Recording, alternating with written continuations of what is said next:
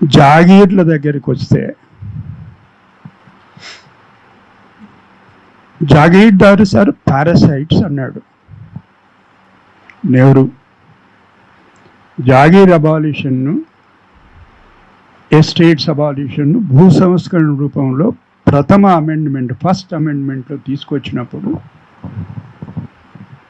These are all parasites అన్నాడు. అందుకొరకు ఇది ఆయన జాగీరో, మన జాగీరో, మీ జాగీరో, నా జాగీరో, ఎవరి జాగీరో కాదు. ఇది ప్రజలది, సమాజాన్ని ఒక లేనిపోని, అర్థం లేని ఒక వివాదం సృష్టించడం తప్ప. మా గంగా బులాయా అంటాడు ఆయన. ఆయన ఉండేది అహ్మదాబాదులో. ఎవరో ఒక ఆయన పోయిండు, గెలిచిండు. అందులో ఒక కురువృద్ధుడు సాబర్మతి ఆశ్రమం బులాయా ముజే అని ఆయన ఢిల్లీ నుంచి గాంధీనగర్ పోతాడు. ఎవరు వద్దన్నారండి? గెలిచిండు. తెలుగు జాతి ఆత్మగౌరవ ప్రతీక. అక్కడ రెండు విషయాలు నేను చెప్పాలి. ఆ తెలుగు జాతి అనేది ఒకటి ఉన్నది, నాకు నమ్మకం లేదు, నేను నమ్మను. అది తెలుగు భాష ఉంది, తెలుగు జాతి లేదు. ఉన్నది ఒకే జాతి, ఉన్నది ఒకే పౌరసత్వం, that is of Indian citizenship. ఇది లేనిపోని ఓ రూపకల్పన చేసి ఏమైనా మాట్లాడితే ఏమన్నదంతా తెలుగు జాతి కదా. ఏంది నీ కొంప నువ్వు, నా కొంప నేను దోసుకుంటా, మనం తెలుగు జాతి అంటే ఏంటి అది? తెలుగు జాతి, తమిళ జాతి, మహారాష్ట్రన్ జాతి, కన్నడ జాతి, ఇదంతా జాతులు కావు. సంస్కృతి వారసత్వం ఉండొచ్చు, సాహిత్య వారసత్వం ఉండొచ్చు, సాంప్రదాయాలు ఉండొచ్చు. వాటి ప్రతీక ఎవరు? చనిపోయిన వాళ్ళ పేర్లు మాత్రమే తీస్తాను, బతుకున్న వాళ్ళ పేర్లు తెలియదు, ఎందుకంటే ప్రమాదం. అది మాట్లాడేటప్పుడు ఏం కాదు, మాట్లాడినాక ఏమైతే నాగేశ్వరుని చూసిన నేర్చుకోవాలి కదా.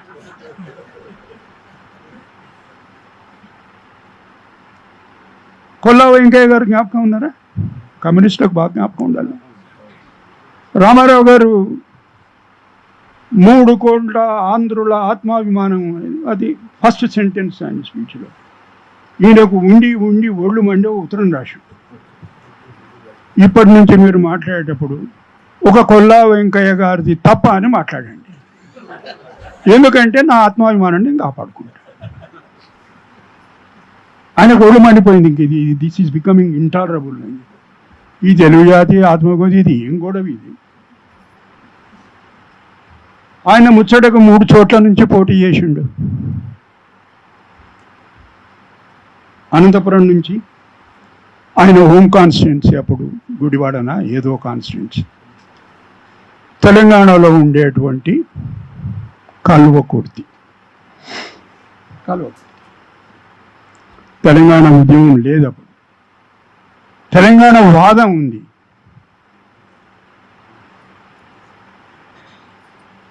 అక్కడ ఒక యువకుడు చిత్తరంజన్ దాస్, పేరులో మాత్రం ఉంది ఫ్రీడమ్ ఫైటర్ పేరు, అంత తప్ప ఏమీ లేదు వాడికి. తొడుకునేటందుకు ఆంగిలాకు తప్ప ఏమీ లేదు.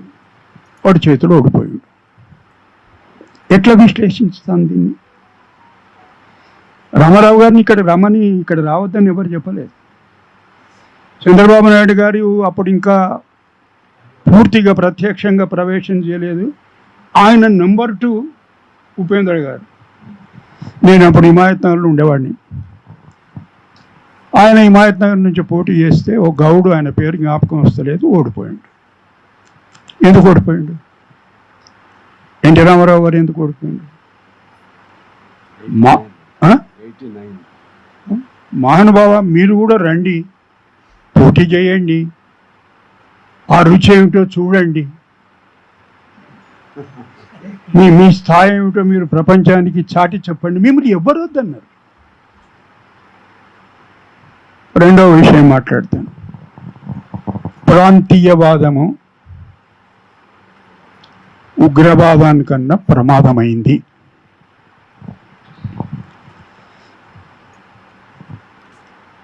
Formation of Fazal Ali commission which made certain recommendations for reorganization of Indian states on the basis of language. There is what is called linguistic states. భాషా ప్రాతిపదికన ఏర్పాటు చేయాలి అనేది అది ప్రాంతీయవాదమా?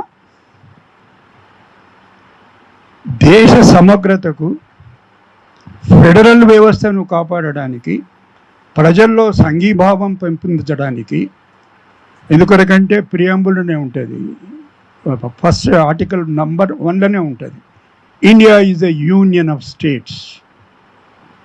ఆ యూనియన్ను బలోపేతం చేయడానికే ఏంటి అసలు ప్రాంతీయవాదం అంటే? మీకు ఏమర్థమైంది?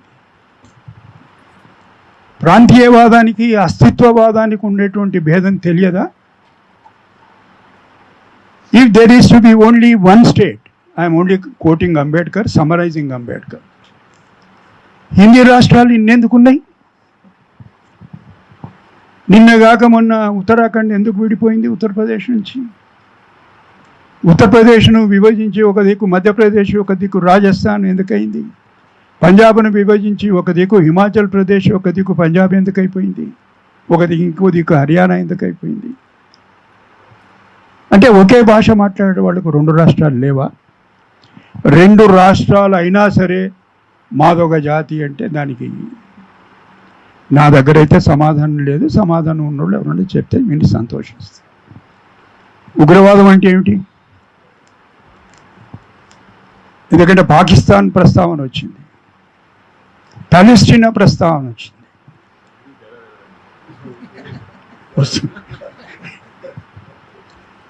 పాలెస్తీనా తోటి మామూలుగా పోల్చండి, మేము ఒప్పుకుంటాం.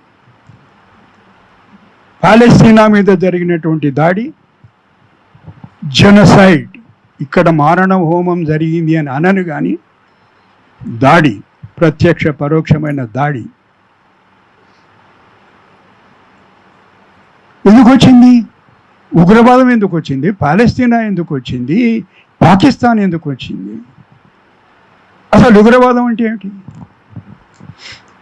3 రూములకు పర్మిషన్ తీసుకొని, అంటే 6గురుకు వసతి కల్పించడానికి ఏర్పాటు చేసిన భవనంలో 23 రూములు కట్టి లోపలికి పోవడానికి బయటికి రావడానికి ఒకే తొవ్వ, దాంట్లో ఒక ఫైర్ ఇంజన్ పోవడానికి వీల్లేదు.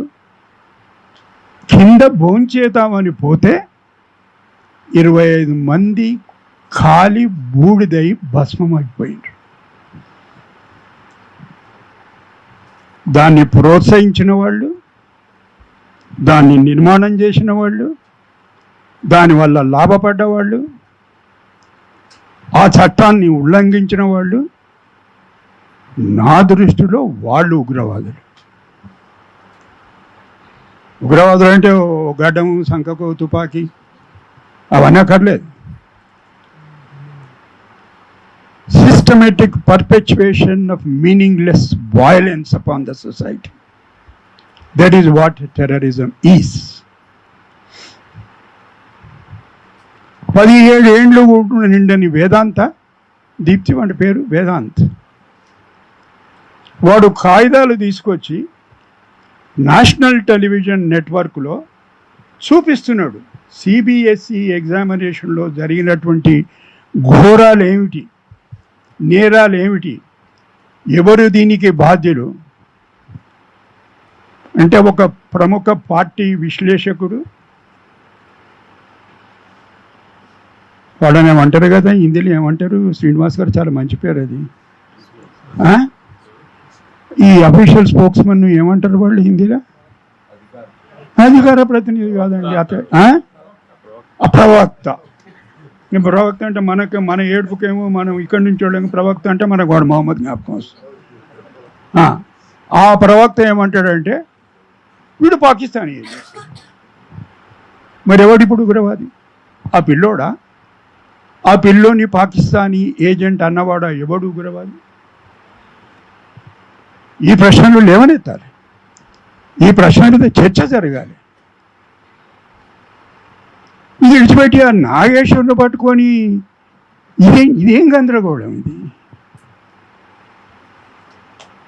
ఆయన భావ ప్రకటన స్వేచ్ఛను వినియోగించుకున్నందుకు ఇంత దుర్మార్గమా?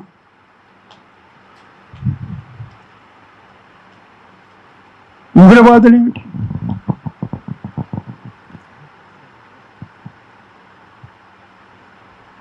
నేను 2011లో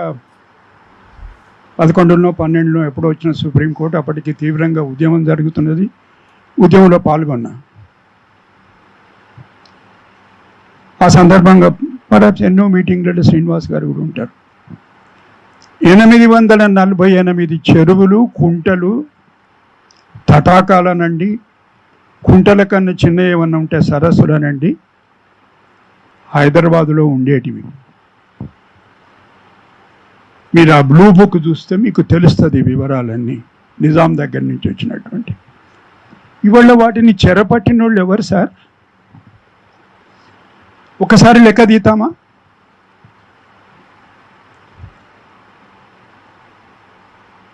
ఎవరి అస్తిత్వం మీద మీరు దాడి చేసిండ్రు? ప్రణాళిక ప్రకారం ఎవరు చేసిండ్రు ఈ దాడి? మరి వాళ్ళు వచ్చి ఎవరికి చెప్తున్నారు మీరు ఈ నీతులు?